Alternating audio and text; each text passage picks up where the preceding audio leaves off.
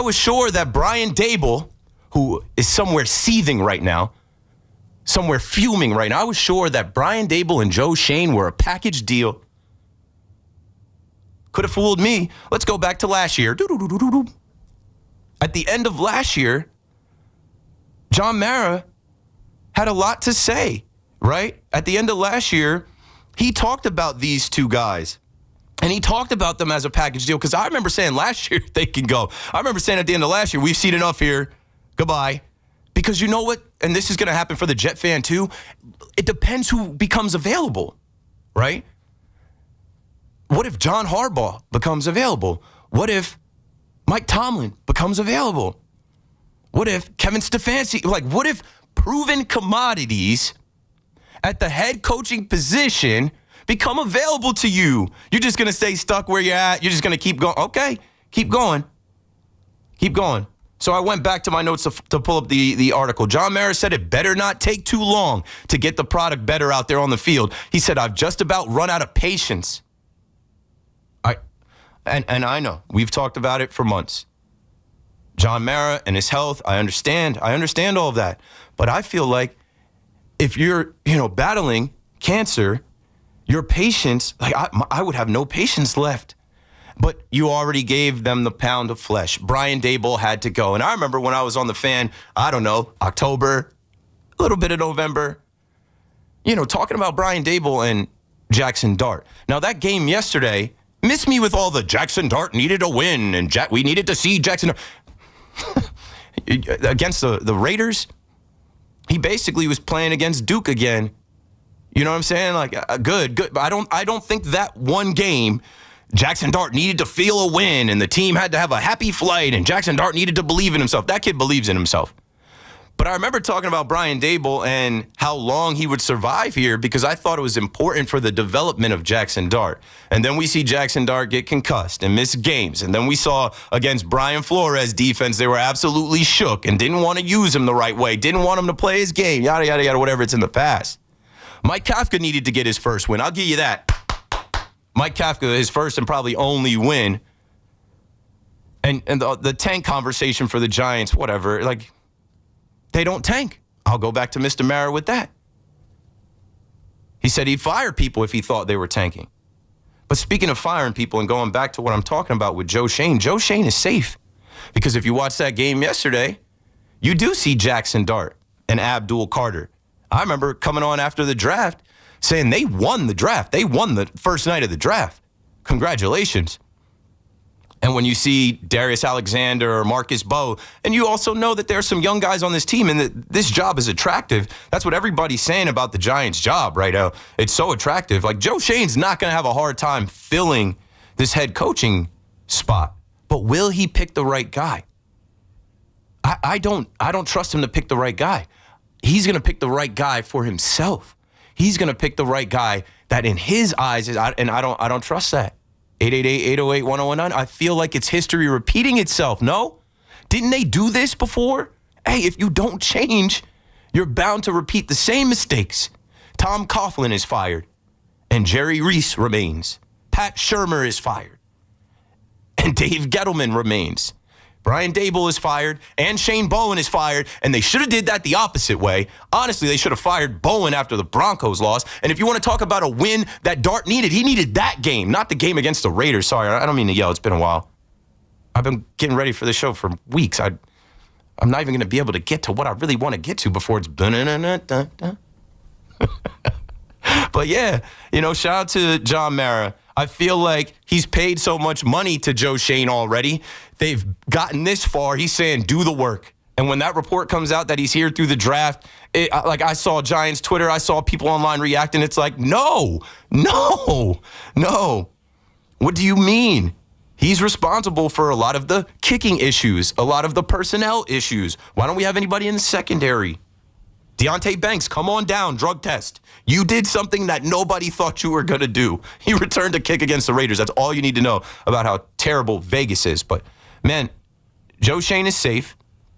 And I don't know who's going to coach the Giants next, but I think they need to get an experienced head coach that's going to command respect. And you know what? They should be able to compete. As I mentioned, the Jaguars, and I mean, we just saw the Patriots in MetLife Stadium. Like, teams are able to turn it around pretty quickly. The Bears, I already mentioned. Like, this NFL has so many examples of a new coach coming in. The Giants have the quarterback in place.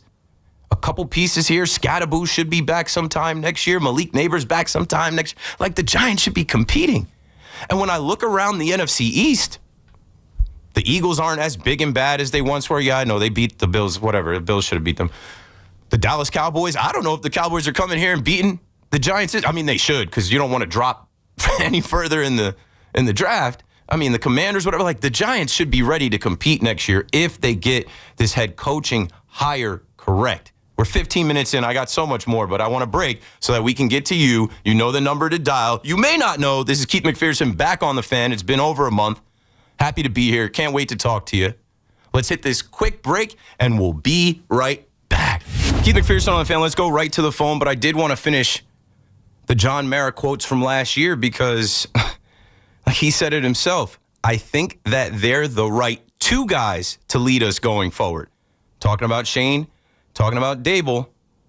He said, I understand, believe me, that's not going to be the most popular decision in Giants land, but we believe it's the right decision. So what changed? Landing Jaxson Dart?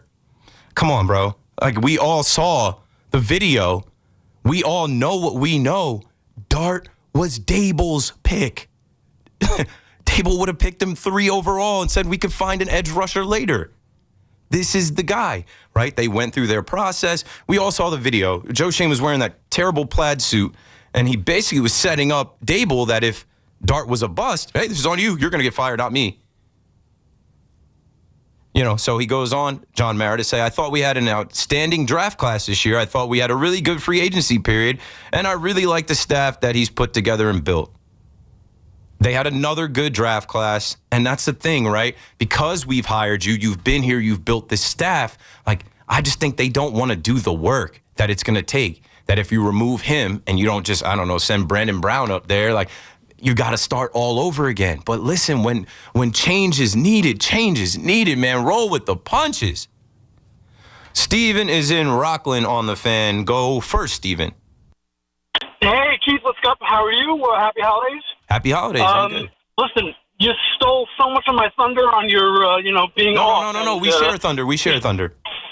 I know. But first of all, my condolences on the fact that the Jets can't even get the first pick. But that being said, why would the Giants have even attempted to win yesterday? Like, what?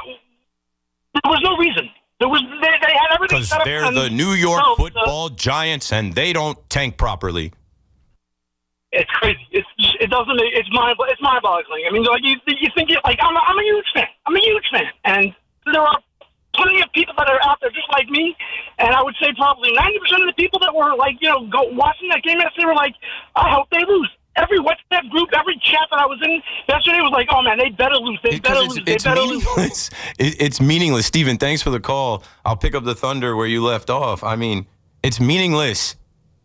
Right? If you listened last year or the year before to myself at night and to Big Mac at night, we said a lot of the same things.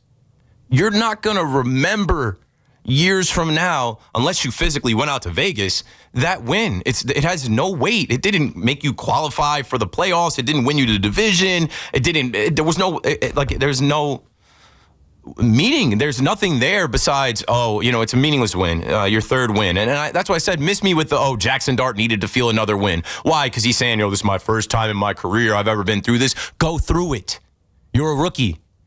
Go through it. Just like they should have let him go through the Minnesota Vikings defense with Brian Flores and making mistakes and all that. Go through it. Go through losing. You're not always going to be on top.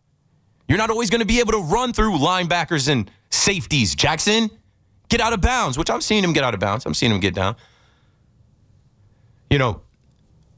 From the Tommy DeVito year, where I remember coming on then, I'm like, this is cute, but Tommy DeVito's not the guy. Okay? You go on and beat the Commanders, who end up with Jaden Daniels. You go on and beat the Patriots, who end up with Drake May. When you have, I know Jaxson Dart is good, but Drake May right now, it is easy for him. He has whatever he wants. As a Jets fan, he takes whatever he wants out there. And then the next year, right, you beat the Colts. And I saw on Twitter there was a return in that Colts game. I'm like, it's deja vu. You beat the Colts just to get that one win at home after losing 10 in a row. Like, okay. And then we knew they were going it. They were the favorites if you were betting on the game. And if you watch the game, Geno Smith, terrible. That offensive line, terrible. Like, before I get back to the phone, all you needed to know was that the Raiders shut down their two best players, one on offense, one on defense. Like, Max Crosby, like, went out and trolled his own organization. Like, the fact that he's shooting hoops and jumping on the trampoline and, like, everybody heard. Like, he left the building. Can I get out of here then if I'm shut down? Okay. And then Brock Bowers, who missed a bunch of games. He's only a second-year player. They shut Brock down. Come on. Once they shut down their two best players on offense and defense, it's a tank. It's a sleeveless. It's a beater. It's an A-shirt. It's whatever you want to call it. It's a whole tank. Reggie's in White Plains on the Fan. Talk to us, Reggie. Keith, man, I just had to reach out and let you know I hope you're well, man. I'm good. I'm great. I'm well rested. I have a lot of clarity. I've been in the gym. I've been eating right, and I'm focused. Thank you. That's what's up, man. One Giants point, but real quick, I just want to let you know, I had a lot of long nights at the new job when I started listening to you, and, rapping with you helped me with a huge change in my life, so just thanks for all those memories, brother. I appreciate it. Glad to be there for you. No doubt. Giants point. I know we're good with Dart, but just a funny what if. So at Christmas I asked a room of 10 diehard Giants fans, what if the Giants get the number 1 pick and then Arch Manning declares? How funny would that be around here for the next 4 months with Carton pushing? Oh man, it never goes away just because of that last name. You can never go away from it. He's not coming out. And they're not getting them. But it would have been funny because it would have been like, there's the guy. It would have been like the Leonardo DiCaprio gift pointing at the TV. It's like, see? There it is. Carton would have been pressing C-Max buttons all of them. You found the guy. Reggie, thank you for the call. And happy to have been there for you for many nights through 4 years. We're officially in year 5. Happy to be here. But you have the guy. I was saying this at home on YouTube and Twitter and wherever else I was streaming. Like, how did Jaxson Dart go from being the poster boy of the NFL? They've got him on the marquee. Like, literally, you go to NFL Twitter, he's on the cover image. He's hitting his dance. Everybody's hearing about his chain. Everybody's talking about this guy. How did he go from that? And then last week, they stifle him with the play calling, and people are like, well, I don't know. And then it was smoke and mirrors, which you have to play these games to talk about Fernando Mendoza. I keep calling him Francisco because we've got Francisco Alvarez. We've got Francisco Lindor. We've got Luke Weaver. We've got Devin Williams. I'm just kidding. Fernando Mendoza is not going to be drafted by the Giants. That would make no sense. There is no trade or whatever. You found the guy. After watching Daniel Jones, after watching Drew Lock, after watching Tim Boyle, after watching Tommy DeVito, after watching Jake Fromm, after watching Glennon, you have the guy. Just take the guy and don't be looking for another guy. But I understand wanting that pick. 888-808-1019. I understand wanting that number 1 pick because you would have ruled the offseason. The Giants would have been you know how many calls Joe Schoen would have been getting? You could rule the draft. The haul that you could get knowing that you have the quarterback. You're not drafting another wide receiver. You don't need a left tackle. You know what I'm saying? I get it. I get the Giants fans that are like, how do y'all screw this up every single year?